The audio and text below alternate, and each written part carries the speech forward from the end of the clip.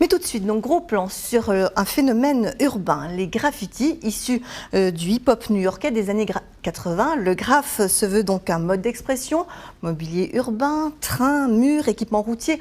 Aucun support n'est épargné par les adeptes, mais l'enlèvement des tags a un coût pour la collectivité. Ce qui est un jeu pour les taggeurs est un délit pour la société. Alors, vandalisme ou délire artistique, c'est un magazine signé Mélanie Frey et Xavier Gannet. Ici, j'emmène jamais personne, quoi. Une cave quelque part en périphérie de Strasbourg, une réserve que ce jeune homme préfère garder secrète, sa réserve personnelle, l'attirail du parfait graffeur. C'est des années de graffiti accumulées de tous les trucs que j'ai gardés, que j'ai récupérés, que j'ai achetés, que j'ai récupérés dans des jams, des plans Lego, des démonstrations. Bon, je garde tout, je retrouve tout. On peut avoir des marqueurs, de l'encre, extincteurs, des pinceaux, de la bombe de peinture. Il faut tout marche tant que ça reste dans l'esprit du graffiti, donc l'esprit de faire des lettres. Ils sont une petite cinquantaine à cohabiter sur Strasbourg. On les appelle aussi taggeurs, writers, graffiteurs. Leur point commun, préférer la couleur au gris du béton des villes. Aucun support n'est épargné par les adeptes de la bombe aérosol. Murs, mobilier urbain, camions, boîtes aux lettres, poubelles. Les équipements routiers sont aussi l'objet d'assauts répétés. Des lettres rondes, colorées, cernées de noir, le graffiti, littéralement l'art de la lettre. Un phénomène qui prend son essor à New York dans les années 80, mais on peut encore remonter beaucoup plus loin. Le terme générique, le graffiti, cette écriture murale, elle est inscrite dans l'histoire de l'humanité. Donc on peut la faire remonter à 40 000 ans avant Jésus-Christ. Ça, c'est pas très compliqué. Et puis quotidiennement, on la pratique tous. Il y a des conduites graphomaniaques qui font que dans la vie quotidienne, dans des moments d'ennui, on va sur une feuille, dès qu'on a un stylo en main, on va gribouiller.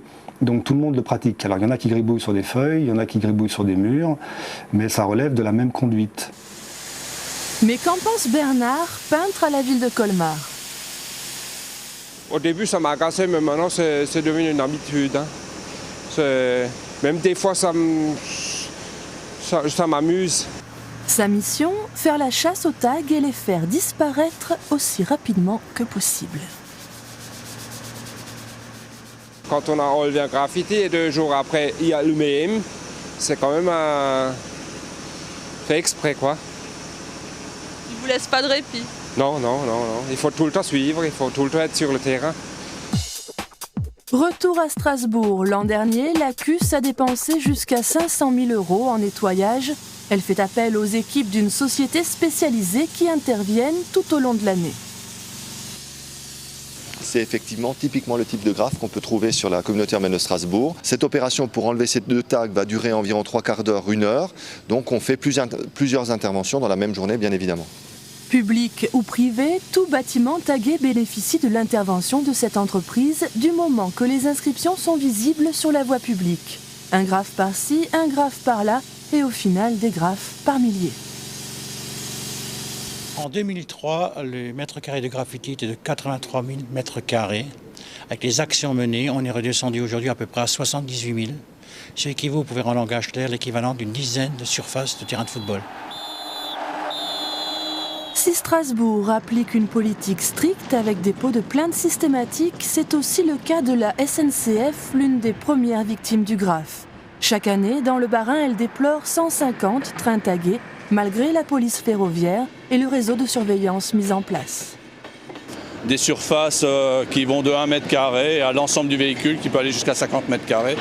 Des trains qui arrivent en fond de vallée ou dans des terminus et qui stationnent le soir, éventuellement la nuit ou le week-end.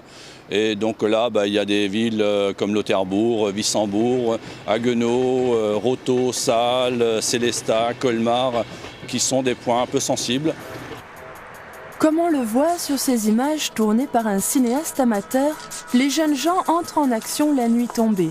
C'est ce qu'ils appellent faire un train qui, parce qu'il se déplace, fera voyager leurs fresques et leurs signatures pour le plus grand plaisir de leur auteur, la petite poussée d'adrénaline en prime. C'est quelque chose d'énorme, parce que c'est c'est mêlé, enfin c'est tout un tas de sentiments qui se mêlent les uns aux autres. Il y a de la peur déjà, parce que forcément on sait que c'est pas légal et qu'il risque de se passer n'importe quoi à n'importe quel moment. Il y a aussi de la joie, parce qu'on est quand même content d'être...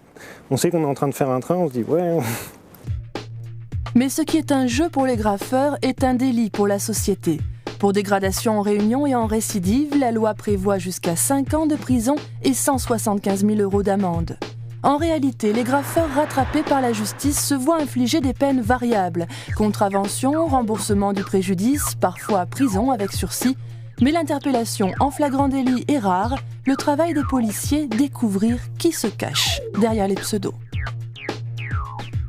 Nous, on a affaire à des signatures qui se répètent, dans des secteurs qui sont généralement assez circonscrits. C'est quelque chose qu'on peut repérer assez facilement et on peut interpeller des gens qui ont fait 100, 200 faits de tags sur la ville de Strasbourg ou sur d'autres villes. C'est quelque chose qui est assez courant. On a des gens qui sont de plus en plus insérés, vous voyez, on n'est pas forcément face à des gens qui sont SDF ou ce genre de choses, ou des gens qui n'ont pas de travail fixe ou qui n'ont pas de revenus fixes. Effectivement, le profil du tagger, c'est quelqu'un qui est inséré, qui travaille, qui a un revenu fixe et qui fait ça par culture, ou qui revendique ça comme étant une culture. Les friches industrielles sont le terrain de jeu privilégié des graffeurs. Ici, au port du Rhin, dans les anciennes forges de Strasbourg, plus un seul mur vierge, ni à l'extérieur, ni même à l'intérieur. Un lieu cassé, délabré, abandonné ou graffé et tout juste toléré.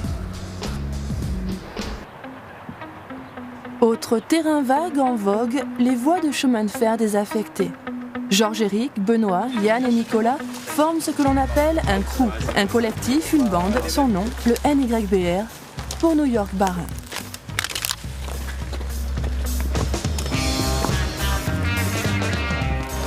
On fait celui-là là-bas, on fait le mur lisse, on s'en fout.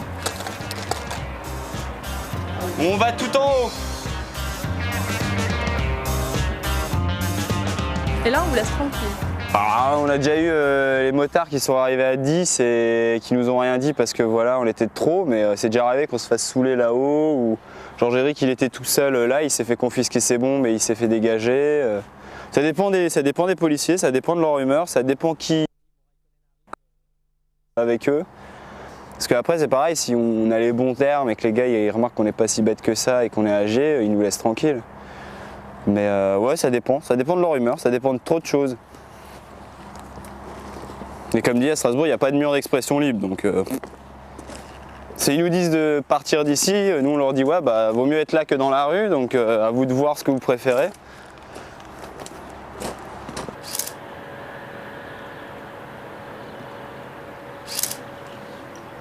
C'est le seul truc qu'on ait.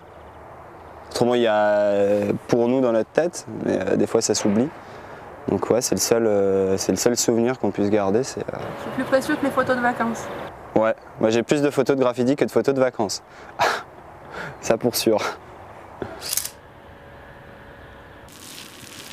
L'espérance de vie d'une fresque, 1, 2 semaines, 1 mois maximum. Manque de place oblige, les graffeurs doivent d'abord faire place nette.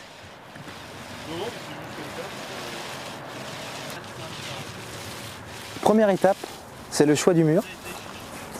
La deuxième étape, après on roule le mur et on divise le mur en nombre de personnes qui vont peindre pour qu'on ait une bande homogène avec des lettrages de la même taille.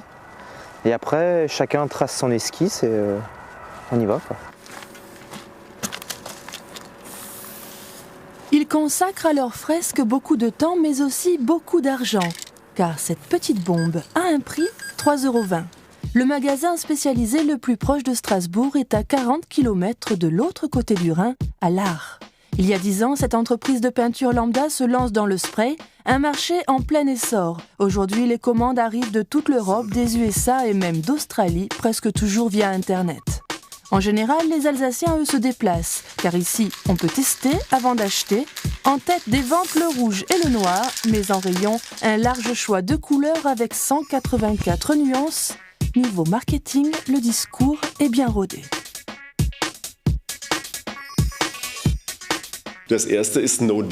Premier avantage, vous ne vous retrouvez pas au milieu d'un nuage de peinture. Le second, c'est que la peinture ne coule pas, pas de gouttes le long du mur. Troisième point, elle s'utilise par tous les temps. Enfin, elle s'adapte à tous les supports, toutes les surfaces qu'on peut imaginer. Vendre, c'est aussi promouvoir. L'entreprise Feuerstein a créé sa propre galerie et n'hésite pas à exposer du graphe. Si le prix des toiles est encore loin d'égaler l'art contemporain, certains artistes cotés déchaînent la passion des collectionneurs. Ici, on en est convaincu, le graphe a un bel avenir. Il y a des artistes qui se vendent encore très en dessous de leur valeur. Ça commence à 200 ou 300 €. Les grands noms du graffiti sont loin devant, à plus de 1000 €. Mais ces peintres devraient être de mieux en mieux cotés. Je pense que dans les 4 prochaines années, le graphe va vraiment s'imposer sur le marché de l'art. Sur le mur, les lettrages prennent doucement forme. Sapeur, hélas, des noms, des mots qui n'ont pas forcément de sens. Ces pseudos, Georges-Éric ne les compte plus. J'ai fait des jupes, des fuegos, des jouis, plein de... Ça veut dire quelque chose? Non, non, non, ça ne veut rien dire. Comment vous expliquer? Certains vont choisir des pseudos parce que pour... Comment les lettres se mettent les unes au bout des autres. Ils s'imaginent que bon, ça passe bien. Par exemple, peut-être que sapeur, il s'est dit sapeur c'est bien parce que j'arrive à faire un beau S qui passe avec un beau A et ainsi de suite. Alors que moi non, je pense pas. Jouis c'était marrant, jupe c'était marrant quoi. Et fuego, enfin ça à chaque fois des trucs marrants quoi. Enfin je le prends comme ça. Après peut-être que je parais comme quelqu'un de bizarre. Benoît, Yann approchent des 30 ans. Les sorties de nuit, les plans illégaux, les ennuis judiciaires, c'est du passé. 6 mois de sursis, ça calme. D'autres continuent pourtant, malgré tout. Pour cela, la répression n'est pas vraiment une solution. Même ceux qui connaissent des gens qui ont eu beaucoup de soucis par rapport à ça, ils continuent quand même parce que on se dit toujours que ça ne nous arrivera pas, ou on essaye de faire en sorte que voilà, de passer à travers, quoi.